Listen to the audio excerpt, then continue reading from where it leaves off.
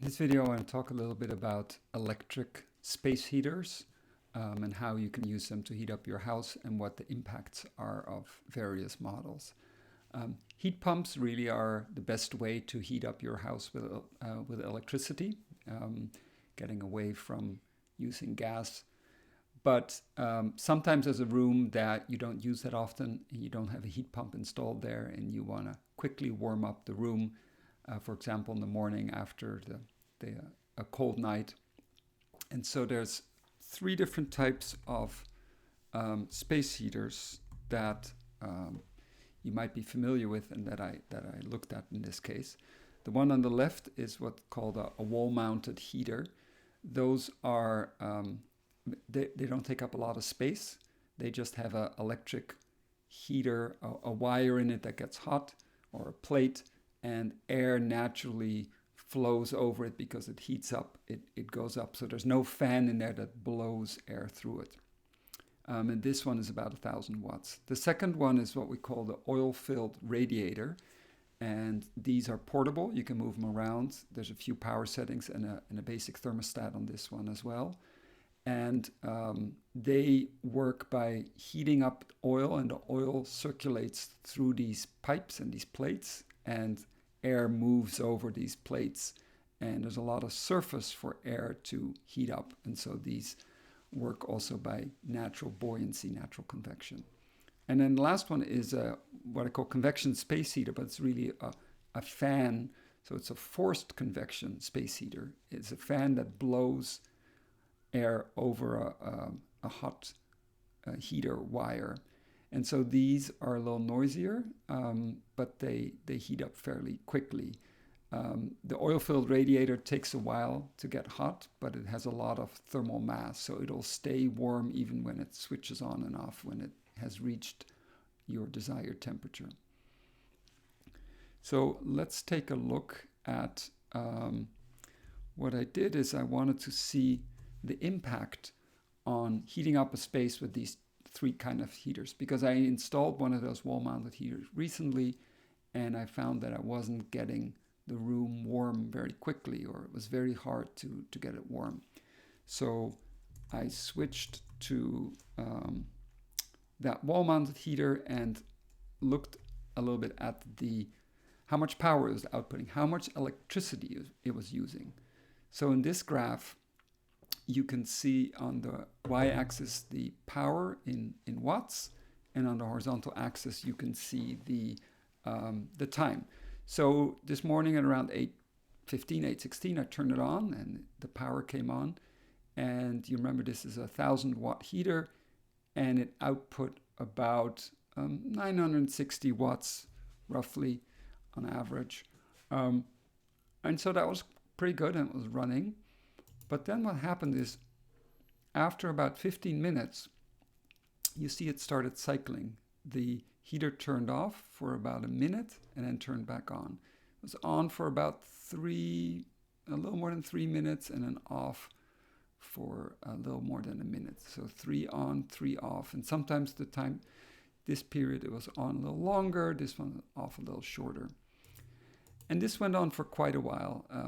Where those blue lines are, I started doing some other experiments, so we won't look at that now. But if let's say we take the period in the middle of one of these cycle off periods to here, and we look at that whole time, we can see that on average, the heater was putting out 662 watts.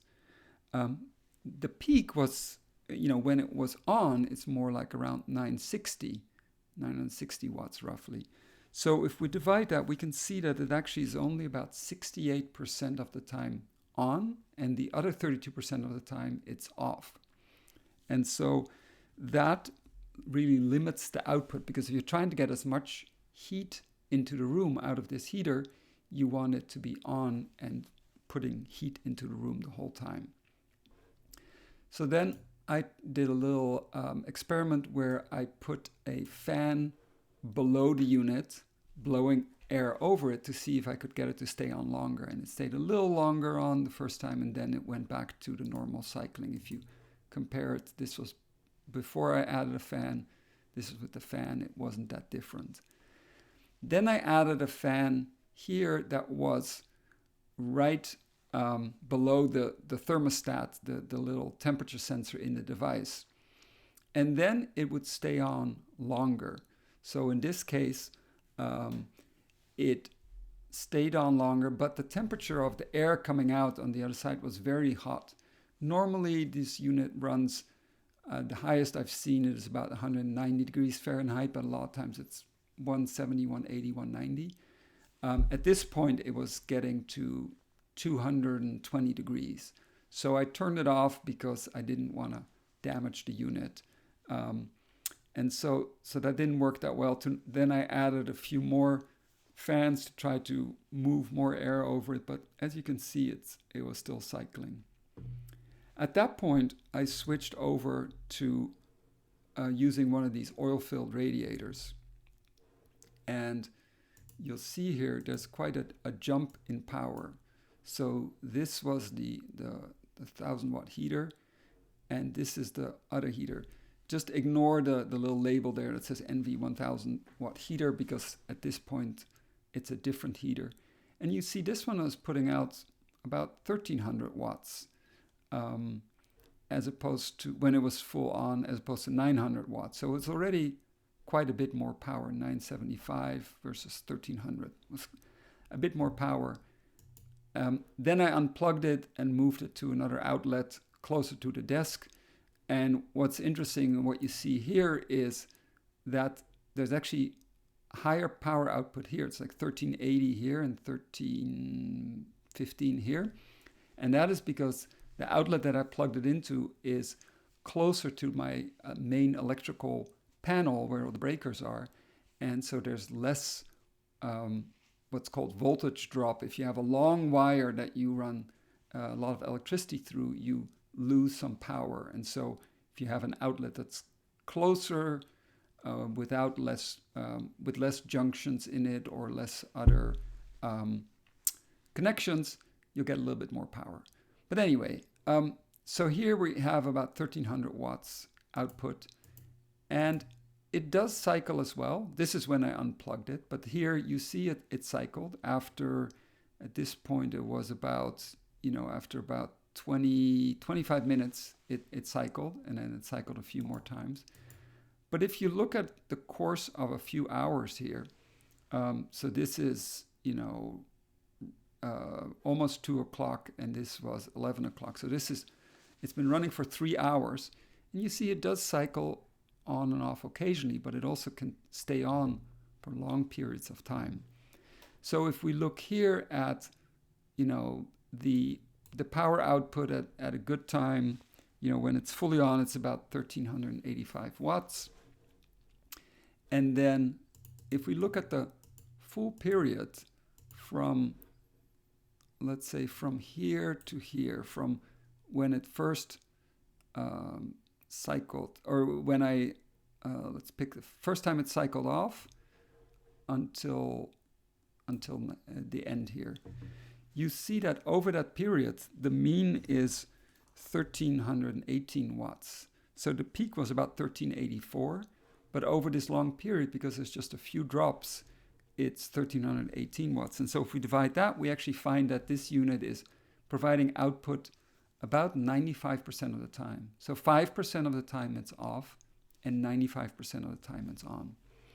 So it is generating a lot more, it's using a lot more electricity to make heat and make the room warmer. When we started this morning here at 8:15, it was about 55 degrees in the room, and 32 degrees outside. After running this heater for a couple of hours, from 8:15 till 10:45, so 2.5 hours, it was at 60 degrees. So it went from 55 to 60 degrees. And so during that time, you want the heater to put out as much heat as possible, because you're not close to your desired temperature of, let's say, 70 degrees. And now with this heater running, it went from 60, now it's getting close to 70 degrees, and it'll start cycling, because we don't want to keep heating up the room to 80 degrees. But what you can see is this wall-mounted heater is just not putting out as much power as this oil-filled radiator. So going back to the picture, this is the first one, the first period, the one that was cycling rather frequently on and off, and then this is the oil-filled radiator. I didn't show the output from a convection heater yet, but what that does is it doesn't cycle because the fan is constantly blowing air over the heating element. So as long as you don't, there's a little temperature output setting on top here, as long as you're, and I had these all maxed out to see how much heat I could get out of them, until the point where you actually reached your temperature, where let's say the room is at 70 degrees, then it will turn on and off. But this one, the convection space heater, will stay on with the fan blowing, and so it's noisier, but it's a quicker way to get some heat into a room. Now, the moment this one turns off, the temperature will drop quite a bit, and this one, because it has more mass, will stay on. So there you have it, a quick overview of a few types of electric space heaters and what their impact is on heat output. And I think I'll be returning the wall heater because it's just not putting out enough energy, and you can't move it close to you, which you can do with the other two.